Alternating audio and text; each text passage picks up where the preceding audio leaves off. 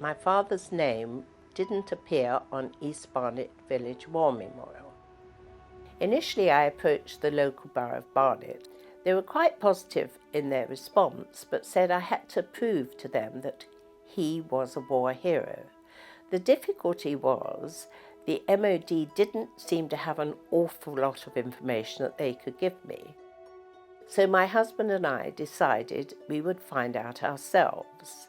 The fact that he was killed while on a Norwegian oil tanker made it even more difficult, but we went to Norway and they had a full report of the sinking of his oil tanker.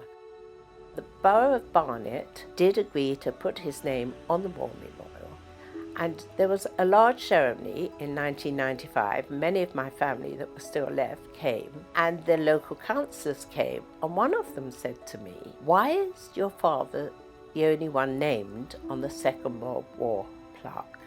Was he the only one from this village to be killed during the Second World War?" Of course, I said this was nonsense and there must be many more. So it was only then that I started researching the names of those killed from the village during the Second World War. I spent hours and days going through microfiche documents of the local press from 1939 to 1945, picking out names from obituary columns. I went to schools and looked at their rules of honour. I went to churches, they had rules of honour, and then researched to be sure that they were bona fide.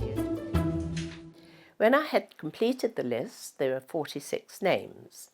We had a rededication service. It was a multi-faith service. It was a wonderful feeling of achievement, something I had done for my father. After this time, some people from New Barnet approached me and said, "Will you do the same for New Barnet? Because none of our Second World War dead names appear on the War Memorial." This time I found 136 names. I then decided that that was enough. I couldn't go on to do any more. However, one lady was so delighted that she had seen her brother's name on East Barnet Village before she died, and in her will she left £100 for me to start my next project. So I couldn't stop at New Barnet, I had to carry on. Well, my next project is the most challenging of all. It is for Finchley. It is our intention that this war memorial will be built and in place in the grounds of Finchley Memorial Hospital for an unveiling on the 11th of November 2018, which will mark 100 years since the end of the Great War. These men gave their all.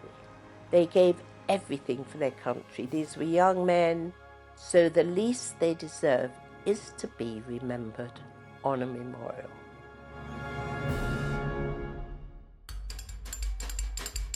Click the videos to watch more Londoners and don't forget to subscribe.